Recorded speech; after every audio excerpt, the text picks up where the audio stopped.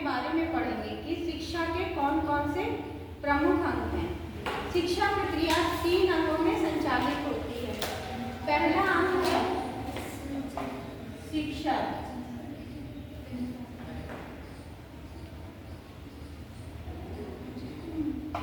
दूसरा है छात्र, तीसरा पाठ्यक्रम।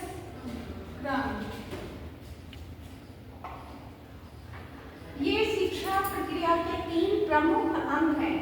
समस्त शिक्षा प्रक्रिया इन 3 अंगों में के बीच में संचालित होती है। सबसे पहले हम शिक्षक के बारे में जानेंगे। जो ज्ञान प्रदान करता है वो शिक्षक है। प्राचीन काल से ही शिक्षा में शिक्षक का विशेष महत्व रहा है। शिक्षक जो है पूरी संपूर्ण शिक्षा प्रक्रिया का प्रमुख अंग है। वैदिक काल में शिक्षक को ईश्वर के तुल्य समझा जाता था, क्योंकि जैसा कि हम जानते हैं कि अभी हम पढ़ा चुके हैं आप लोगों को कि वैदिक कालीन शिक्षा पूरी तरह से धर्म पर आधारित थी। शिक्षा का उद्देश्य जो था मोक्ष प्राप्त करना। मोक्ष प्राप्त करना मतलब ईश्वर को प्राप्त कर लेना, और ईश्वर तक पहुंचने का मार्ग गुरु ही बताता था। तो वैदिक काल में माना जाता था कि गुरु के बिना शिक्षा प्रक्रिया संचालित नहीं हो सकती है, क्योंकि ईश्वर तक पहुंचने का मार्ग हमें गुरु ही बता सकता है। तो गुरु के बिना, गुरु के अभाव में शिक्षा प्रक्रिया संचालित नहीं हो सकती है। वर्तमान समय में भी शिक्षा की धुरी जो है वो शिक्षक ही है। शिक्षक जो है अपने व्यक्तित्व से, अपने ज्ञान से, अपने कौशल से छात्रों के व्यक्तित्व पर प्रत्यक्ष प्रभाव डालता है। छात्र अनुकरण के द्वारा ही सीखते हैं। तो संपूर्ण शिक्षा प्रक्रिया शिक्षक के इर्द गिर्द ही घूमती है। वह अपने कौशल से, अपने ज्ञान से छात्रों के व्यक्तित्व का विकास करता है, उनके व्यक्तित्व को प्रभावशाली बनाता है, जिससे कि वह अपने समाज में योगदान देते हैं, समाज के विकास में अपना महत्वपूर्ण योगदान देते हैं। जैसे कि माली है, अपने पौधों की उचित देखभाल करता है, उनको समय पर पानी देता है, खाद देता है, फिर वो पौधे बड़े होकर विशाल वृक्ष का रूप ले लेते हैं। ठीक उसी तरह से शिक्षक भी विद्यार्थियों के व्यक्तित्व को विकसित करने का कार्य करता है, उनको अच्छा व्यक्ति बनाता है, उनके व्यक्तित्व का निर्माण करता है, विकास करता है, जिससे कि वो पढ़ लिख कर समाज में अच्छा स्थान प्राप्त करते हैं और समाज की प्रगति में अपना महत्वपूर्ण योगदान देते हैं। तो इसलिए शिक्षक का स्थान शिक्षा प्रक्रिया में प्रमुख है। दूसरा स्थान है शिक्षार्थी का। शिक्षार्थी वो है जो कि ज्ञान प्राप्त करता है।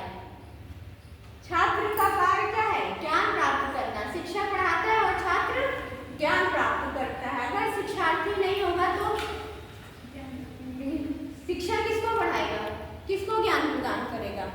अतः वर्तमान समय में शिक्षक जो है शिक्षा प्रक्रिया का केंद्र बिंदु माना जाता है। शिक्षा मनोविज्ञान ने ये सिद्ध कर दिया है कि हर बच्चा दूसरे से अलग है, उनमें व्यक्तिगत भिन्नता पाई जाती है। कोई बच्चा जल्दी सीखता है, कोई देर में सीखता है, कोई मध्यम गति से सीखता है। हर बच्चे की रुचि दूसरे बच्चे से भिन्न है।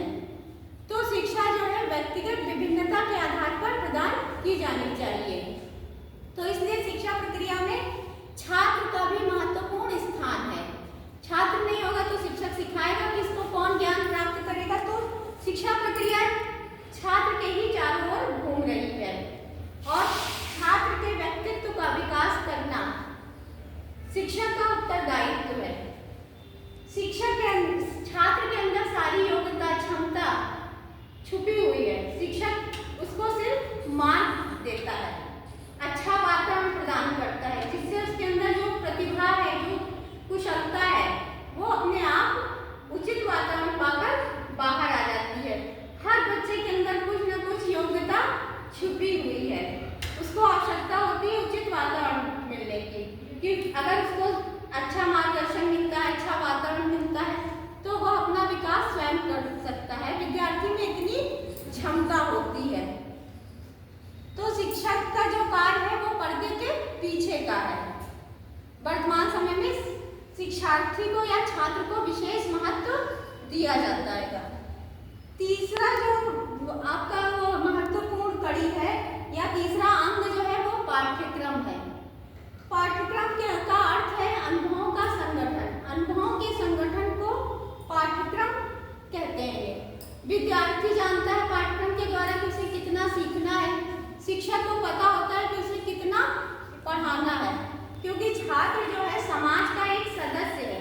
समाज में ही वो जन्म लेता है, समाज में ही उसका पालन पोषण होता है और समाज में ही वो अपना जीवन यापन करता है, अपनी नौकरी करता है या रोजगार करता है, तो उसका पूरा समय समाज में ही व्यतीत होता है।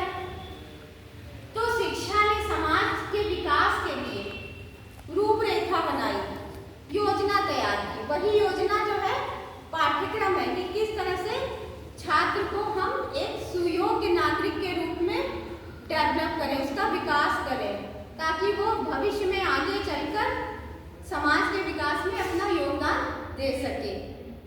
तो इस तरह से पाठ्यक्रम की भी महत्वपूर्ण भूमिका है। पाठ्यक्रम ऐसा होना चाहिए जो बालक की रुचि के अनुसार हो, उसकी योग्यता के अनुसार हो। पाठ्यक्रम लचीला होना चाहिए ताकि उसमें समय की आवश्यकता के अनुसार परिवर्तन किया जा सके, क्योंकि समय के हिसाब से शिक्षा के उद्देश्य निरंतर बदलते रहते हैं।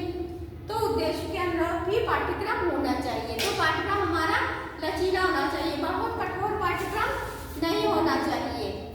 पाठ्यक्रम बनाते समय बालक की रुचि को विशेष ध्यान दिया जाना चाहिए कि उसकी योग्यता, उसकी क्षमता, उसके अनुरूप ही पाठ्यक्रम हो, तो विद्यार्थी अधिक सीख सकेगा, अच्छी तरह से अपना विकास कर सकेगा। तो इस तरह हम देखते हैं कि शिक्षा की प्रक्रिया में इन 3 अंगों का बहुत महत्वपूर्ण स्थान है। शिक्षा की प्रक्रिया इन 3 अंगों के बीच में संचालित होती है। जॉन एडम्स ने पहले बताया कि सिर्फ शिक्षा प्रक्रिया के 2 ही महत्वपूर्ण अंग हैं, शिक्षक और शिक्षार्थी, लेकिन फिर इस मत को अस्वीकार कर दिया गया। जॉन डीवी ने बताया कि शिक्षा प्रक्रिया के 3 महत्वपूर्ण